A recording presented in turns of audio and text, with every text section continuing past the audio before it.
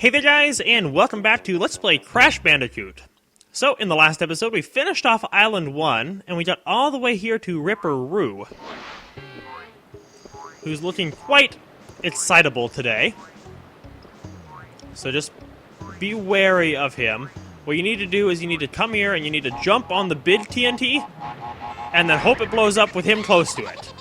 Luckily, you can predict the way the Ripper-Roo moves. He moves in 3 specific patterns, so right now he's going to come up here. Oh, he's going to come to the middle and reset his pattern, and I'm going to jump in the water and die! How disappointing. However, he goes back to the middle a lot, and I'm pretty sure in this first stage, he only jumps between the middle and the corners there. However, he does get more patterns as time goes on, so this one is going to move to the center here pretty soon, and hopefully not... Nope, I was a little way too early on hitting it. So maybe that will be better timing? Go, go, go, big TNT! Yeah, that's what I'm talking about. Okay. So he's going to come hit me again. I knew that was going to happen. But it's all for the sacrifice of getting the big TNT, and there we go! That's all there is to Ripper-Roo. He's not so bad. He can be a little tricksy if you don't, like, know his patterns, and I wasn't paying too much attention there, which is why I used both of my Woodabagas. But once you try him a few times, and you get his patterns down, then he gets pretty straightforward. Ooh. So we can do... Oh, there we go. That jump on the outside, and then completely, like, waste our jumpy back box. Got our life, got our Woodabaga, and now we are prepared to start this stage. The Lost City, introducing a new theme, kind of, to the whole game. So far, it was very tribal on the first island. This island is going to be much more Lost City-esque.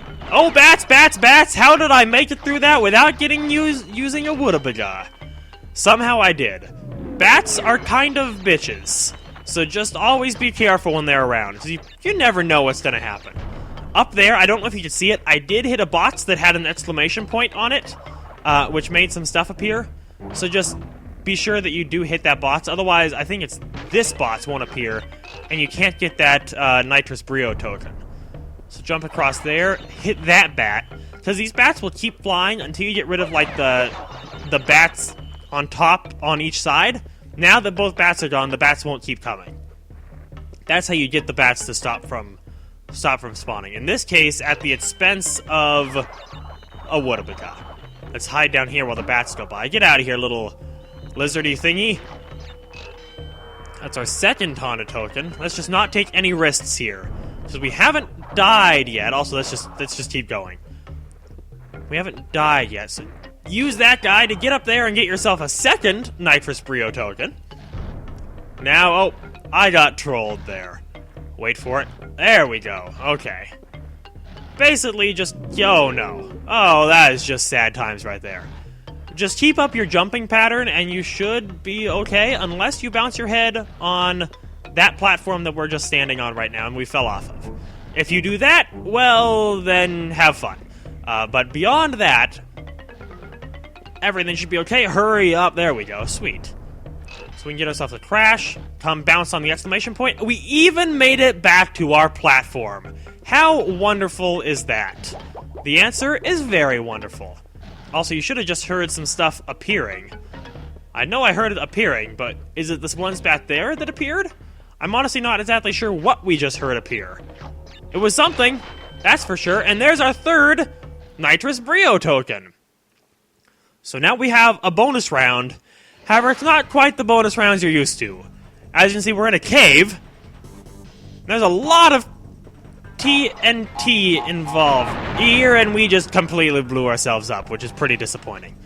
I'm pretty sure you're supposed to hit the box on your incoming jump, otherwise you don't have enough time to actually do everything. And unfortunately, that was our only chance. That was our only chance at getting that thing done. Also, be careful of these. They're teeter-totters. Nobody loves teeter-totters. Okay, that worked out. Because I realize now that I don't have any Woodabagas to keep me safe. So let's hide down here. Go ahead, bats. We don't need you. All we need is love. No, that is just really unfortunate. I mean, of course we do have a checkpoint here. I just I completely forgot that was going to happen. So just pay a bit of attention here to see what's going on in the world. And now they're all going to go in. And we should be able to, yeah, just hurry up along. And things are, once again, okay in the world of us.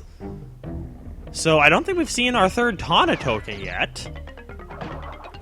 Okay, wait for the bats. Go ahead, bats. You just pretty much get... Oh my god, that was unfortunate. Okay.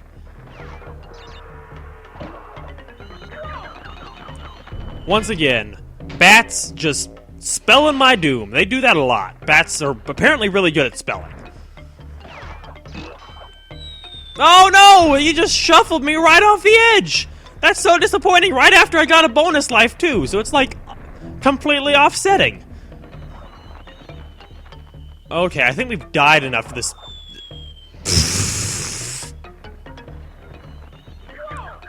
Really? Really? I was even spinning. Okay, calm down, Jake. This is not as hard as you're making it out to be. I mean, in all honesty, I should not have died this many times. I just keep forgetting that when you spin the lizards on their face, for some reason their faces are really bouncy, and you just get bounced right back out of the way. And then here, I was just kind of being dumb. So we gotta bounce on him, now we're gonna wait for the bats. No longer shall I be killed by you, you stupid heathen. I will kill you, I will get out of the way of the bats, we'll get our third Tana totem, we'll have a bonus round. Because that's the way we're supposed to do things around here. Much better. So we're just gonna not take any risks here, because this one can mess you up pretty bad. Especially the scariest part is just getting in between those bouncy ones. Because it's only a Crash Bandicoot sized hole. You don't get extra space to mosey around in. It's just like, yep, you gotta get right in here. And if you don't make it, sucks to be you. So don't mess it up, is the moral of the story. Let's fall back down, and don't get screwed by the teeter-totter. As long as you just basically jump quickly, the teeter-totter should never be a problem. And one more, there we go. We're gonna die, of course, because, oh! The bonus round. I forgot that the bonus round, when you come out of the bonus round, it acts as a checkpoint. That's such good news right now, I can't even tell you. Because I was not paying enough attention right here, and I got myself killed. You. I have to bounce off of you, right like that. And you turned into Wumpa Fruits. Okay. Apparently those weren't ever actually bosses. They were just, I'm just jumping in a hole here because why not? I kind of just slid my finger. So this game, most people are used to playing games with analog sticks nowadays. I saw that coming, and I tried to stop, and I couldn't. Most people play games with analog sticks. However, this was before the PS1 even had the analog stick option, so you can only play this game with the D-pad. So my finger slid off the D-pad there when I was trying to get back to the right so that I wouldn't fall in the hole, and it was like, yep, game over. And so it was game over. Wow, we've died a lot of times so far in this episode. Now to the temple ruins! The temple ruins of Temple-y ruins-iness. So this kind of combined... Oh, hello, that should not have killed me in all rights. I completely forgot about those. There are things, kind of like Indiana Jones, that they just want you dead. I mean, you thought GLaDOS only wanted you gone. These are worse. So just be careful about those. And the snakes there. They will try to get inside your head, and by inside your head, I mean eat you. And as long as you pretty much pay attention to everything, you should be okay. Just never don't pay attention. Because there's a lot of things in these ruins. For some reasons, whoever built this temple, they just didn't really like the idea of people seeing the things they made. Okay, thank you, Mr. PlayStation Screen. I really appreciate your patronage there. However, for some reason, whoever designed this temple, and this is a pretty well-designed temple, there's a lot going on here. Also, yeah, bats. Just be wary. They didn't want you to see their work, so they made it a very, very deadly temple. Otherwise, this is like, maybe this was like, get out of here, you stupid spider. Maybe this was like what their version of the Roman Colosseum. There's spectators all around who can see everything, and they put, like, prisoners here in the temple, and they have to try to make it through. And whoever does make it through gets to live a few seconds longer than the people who get killed on the way. Because, let's be honest here, we all know if you're a prisoner and you make it through, I just killed myself. If you're a prisoner and you make it through, they're just gonna kill you at the end. Because they're not just gonna let you escape. Oh, you did a thing, you are clearly no longer deserve to be a prisoner. No, they're just gonna slice off your head. And that's gonna be the end of it. There's really no reason to cut this out. It's only a short little segment. Let's hurry up on through here. Luckily, that thing, we've died now, so there's really no reason to get all the bosses.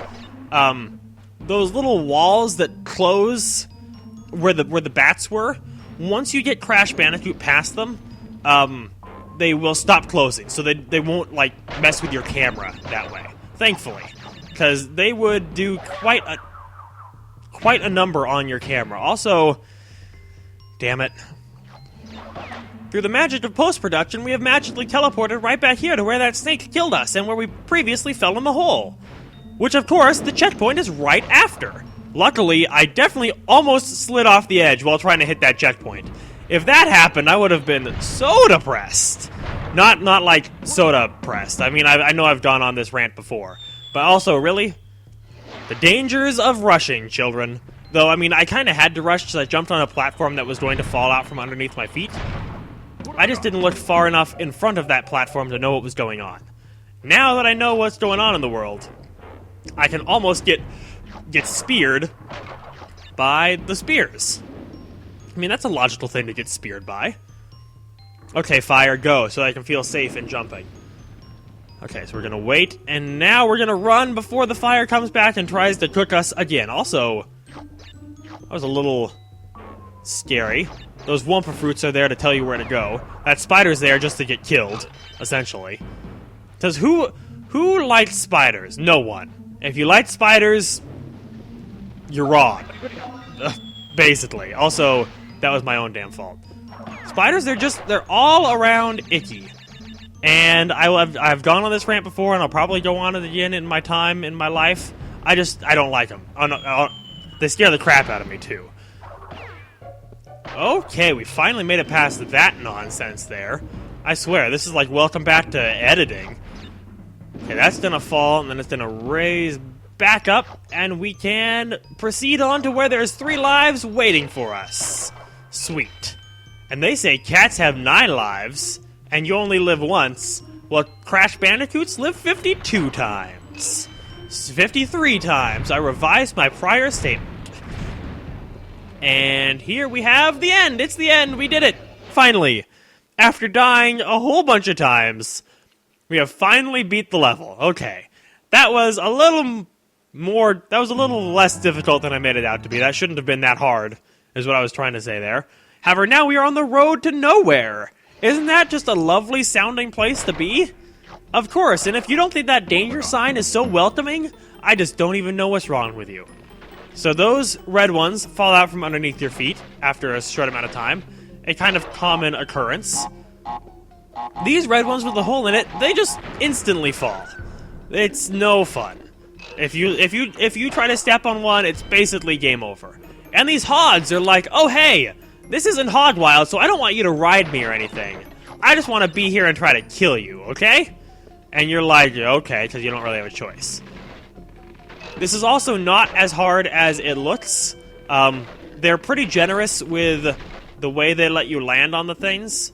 Okay, Mr. Hog. Oh, you're not allowed to turn around like that and then just... Oop, me. Because that's like the noise the Woodabiga makes when he goes away. Okay, land on you, and life is good because we have a checkpoint. Okay, take a breather. Slide on that jump. You gotta use the momentum from those little icicles. Ice rampy-doos. Also, it's a good idea to watch your shadow, because watch over this next pit. Watch, like, in the pit. You can totally see your shadow the whole time. So if the depth perception of the 3D is throwing you off, just pay attention to your shadow so that you know where to land. It's not too difficult. And if you need a little extra oomph, your spin, as I believe, it certainly seems like it does give you a little extra distance. I know it certainly makes you just a tiny bit faster, so I'd assume it would give you a little extra distance in your jump. Also, if you're really scared, I was trying it there. You can actually jump up on the fence. I know, yeah, this is possible. It's pretty dangerous once you get into where it starts lowering, but if you just need to, like, avoid the hog or something, you can jump on the fence and things might work out in your favor, though I think you're going to have better luck just jumping over the hog in general. Okay, let's not mess this up this time, eh? This isn't that difficult. Just gotta take my own advice, pay attention to my shadow. Kind of like the groundhog. Crash groundhog. Okay, hoggy, hoggy, hog. I'm gonna jump right over you just like that, and then just somehow jump over the side. It was like, oh, I'm doing so well! I must freak out and jump over the edge. Because that's the only logical conclusion you could possibly draw in this scenario. Okay, Crash Bandicoot, I'm not going to allow this to happen. The controls are just so imprecise, is more of what it is. They're not so precise, they're so imprecise. That, like, if you hit left, especially in the air, which is kind of easy to do on a D-pad, it's pretty difficult to get yourself, like, re-corrected in the right direction. Is that our third? It is our third Tana token. Sweet. So we can stop wasting some lives and maybe get some lives back in this here bonus round. Hit that, jump in between, jump for the TNT! Wait for it, wait for it. This is like a Rube Goldberg machine here. Kaboom, there we go. Made ourselves a little path to continue on with. That thing's gonna explode, we're gonna take our 2 lives, you're gonna give us a 34% completion ratio, and we're gonna save our game and move on with the road to nowhere. Though it does seem to be leading somewhere, because everything leads somewhere, even if somewhere is nowhere. You know? I think I just kind of sounded... For some reason, I reminded myself of Jack Sparrow there for a second. It must have been something in the first movie. Oh, man, I barely made that jump. Bounce on the bouncy turtle, and we can make it. Oh, okay. Sweet. And this is the end. You can see a little gem there. I'm pretty sure we have to come back with the pink gem, red gem, one of the two. It's kind of hard to tell. We have to come back with one of them for sure. So, next time on Let's Play Crash Bandicoot, we will start with Boulder Dash. So, until then, thank you guys so very much for watching this, and I hope you're having a fantastic day.